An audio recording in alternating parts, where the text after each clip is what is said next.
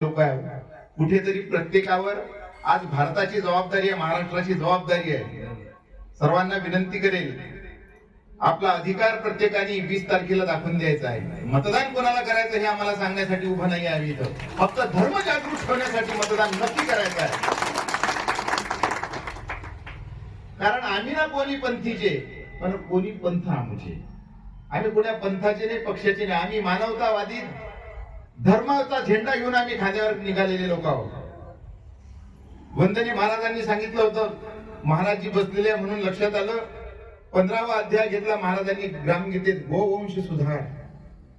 गायचा अवतार कशासाठी झाला? वंदनीय राष्ट्रसंतांनी सांगितलं की बचाओ प्राण गौओं के अगर हिंदू कहलाते हो, रखो कुछ लाज भारत की अगर हिंदू कहलाते हो. आज आमची जबाबदारी आहे कीर्तनाच्या माध्यमातून या